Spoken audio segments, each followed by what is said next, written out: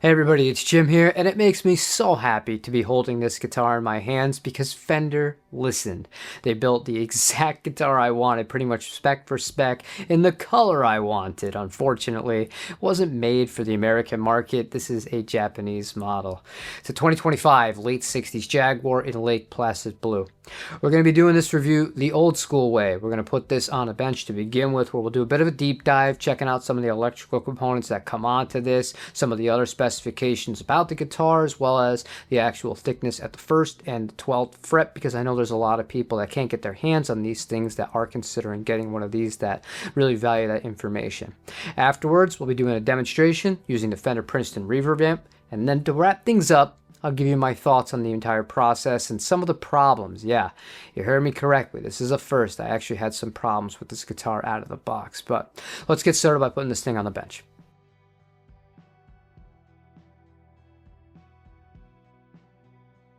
When I first saw this guitar, I knew it was something I was going to pursue and try and get sooner than later because it ticks almost all the boxes that I want. You have a Lake Placid Blue finish with a matching head cap. The body is made of basswood, but more importantly to me, it comes with a traditional rhythm circuit, which will be taken out momentarily to show you what that looks like internally. 2 vintage voice pickups, the vintage style bridge with individual height adjustments on it, 3 sliders, 1 for the neck pickup on and off, bridge pickup on and off, and then this one is the strangle, which cuts off some of the low end. You have 1 master volume, 1 master tone. However, all of these controls are bypassed if the rhythm circuit is engaged, and it is just the neck pickup with the 1 volume and the 1 tone control controlling it. And then we have the Japanese spec vibrato unit that comes with a locking mechanism should you want to use it. This wasn't the first video I wanted to film with this guitar. I initially started to film a video where I was taking this thing out of the box and I was going to sit and immediately play with it. And as you'll be seeing on your screen, I wasn't able to do so. And the reason was because of the vibrato. Well, more specifically, it was because of this right here. This is the collet. It was completely disconnected, so there was no way I could have put the arm in and used it. And whenever I moved the guitar, you could hear it kind of whittling around inside of the actual assembly. So I ended up slacking the strings, turning off the camera, uninstalling the vibrato unit itself, retightening it with a socket, putting everything back together again, and then I just started filming the demo. So you're watching this kind of out of order. It ended up functioning just fine, but I wanted to make a note of mentioning that happened because I have never, ever with the Japanese made Fender offset guitar had that problem. What I'm going to do now is I'm going to take the strings off and we're going to take a look at some of the nerdy stuff underneath the hood. Modern Fender Japan models come with CTS potentiometers on them. This has the correct 1 meg pots, and you can see right here, this black wire is going to the bridge, which is right underneath this screw right here, so this is properly grounded, which is a really good thing. They don't use the copper that you would typically find on an American vintage guitar, the little like plate things. They just use an actual shielding paint in order to cut down and reduce some of the noise, which is really necessary on these sorts of guitars, but it's all pretty clean and really well done.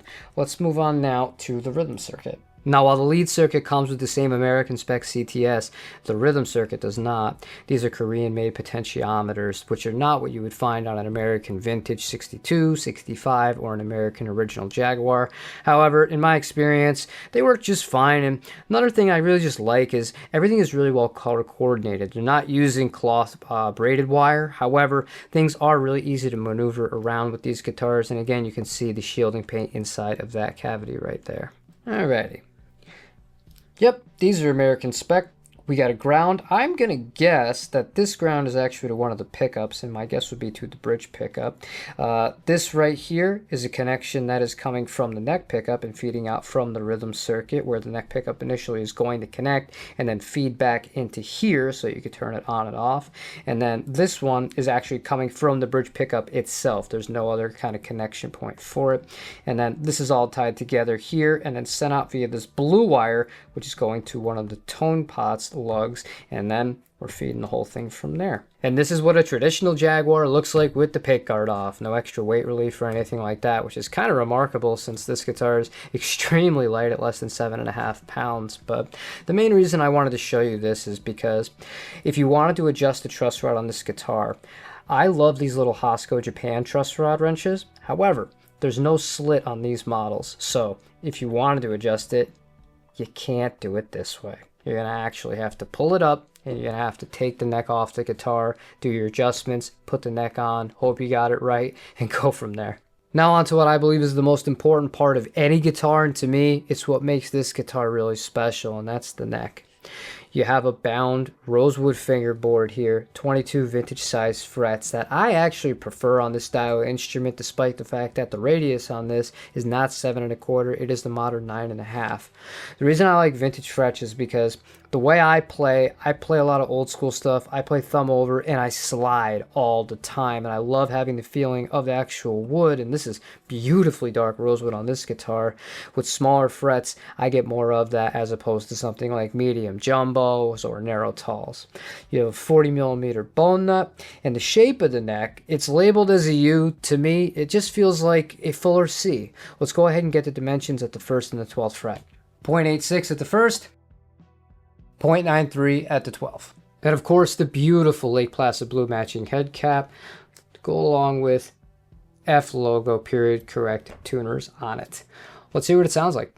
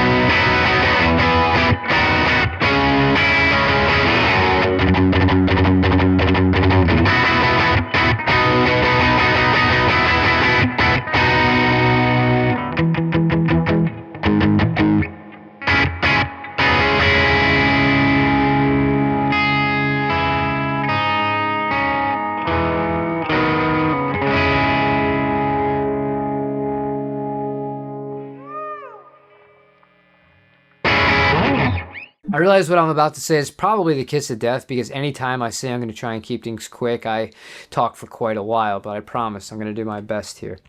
On the sound examples that you heard, that entire experience was a bit different for me because I was having problems for pretty much the entire time. However, the reason that I stuck through it and I did not swap any of the parts out was because I wanted to demo this thing in its stock form, and me switching out the bridge or switching out the vibrato, it wouldn't have done me any good because it wouldn't have been a truly stock video at that point. But while I was playing the guitar, the neck on this thing is absolutely out of this world good. I love it. If you're somebody who can get used to the narrower nut, for me, I don't think it's that big of a difference between the 42 millimeters that I'm used to on other Fender Jaguars, but it is to die for. The shape of it, it's a little chunkier at the first fret, which is what I prefer, and it tapers up, you know, modestly compared to some other guitars like the American Original. It tapers way more than this one does, going up to the 12th fret. The bridge saddle on the E and the B string, they kept decreasing and depreciating and going lower. I know I haven't used the right word in either of those. I tried twice, but we're just going to roll with it. Either way, while I was playing and doing the demo, I kept finding myself with an Allen key because I didn't have any blue Loctite to tighten it up properly with, and re-raising it. So if you're wondering why the sound example portion in today's video was a little bit short compared to some other ones that I've done, that's your reason why right there. I was fighting with the bridge on this guitar. Now, another thing that I noticed about this guitar, once I was introducing gain, something about the way this guitar played, it made me want to play aggressive surf rock. It made me just want to play rock in general, and it was a blast until I really started to push a little bit more on the drive, and I noticed that a lot of these pickups, they can be slightly microphonic, and I don't think it's necessarily a bad thing, but these are super microphonic, and if you're going for an old school vibe, this is exactly what you want. But what this guitar was telling me and encouraging me to play was kind of going against what the guitar's strong suit, while the pickup's strong suit really were. So for me, if I was somebody that was looking at one of these guitars and I do want to play a little bit more aggressive music, I would be considering a different aftermarket set of pickups. But it does handle gain to a point really well. It's just once you hit there, it's just going to feed back like an absolute banshee, and that is not a sound anyone wants to hear. And I hate using noise gates, so that's out of the equation. Also, the reason I didn't use the vibrato that much in the demo was because even after I disassembled the guitar once I first got it, I tightened it with a socket wrench, I put the arm in, it still didn't have a super confident feel to it. So I just kind of took it easy with it. And fortunately for me, I do have a spare vibrato that's American made that I can put on during the next string change, as well as a set of lollers that I'm going to put into this guitar for sure, because I love those pickups. I had them in a Johnny Marr project guitar I ended up selling, but I kept the pickups, and I am very, very grateful that I ended up doing that, because it's not going to cost me any extra money to sort out the two major kind of problems that I'm having with this guitar. But outside of all that, the thing is so light. This is less than 7.5 pounds, and to me, for a Jaguar, that's like out of this world. It is perfect. The aesthetic is perfect. The quality control, the fit and finish, as far as the body work and the fretwork, top notch, nothing to complain about. We had some issues with the hardware, as stated. I'm not going to beat a dead horse too much here, but the actual important parts of the guitar, the neck and the neck feel, this is amazing. I love it. So to me, it's worth these minor headaches. And I'm also the kind of person that I've worked on a ton of these offset guitars in my life. I have a lot of parts in my parts bin, so it's not a big deal. But I can't help but think of it like this. What if this was my first offset and this is how it showed up? I had nothing in case of an emergency or really other parts I could choose from. How would I feel then? And to be honest with you, I'd be really disappointed, because it's not as easy to just return a guitar like this or to repair a guitar like this if you don't know exactly what you're looking at. And then that's going to be more money that you're going to have to bring it into a tech and then have them kind of dissect the guitar and really fix it for you, and pray that you get somebody that's competent with offsets. But I digress. The fact of the matter is, 99% of the time, I've never had a problem with Fender Japan or Japanese instruments in general. This just happened to be the one time that, you know, my freaking dream guitar here is the one that, of course, this would be it. But that's how I know it's meant for me, because all the guitars that I have that are keepers, they all have problems. So very fitting.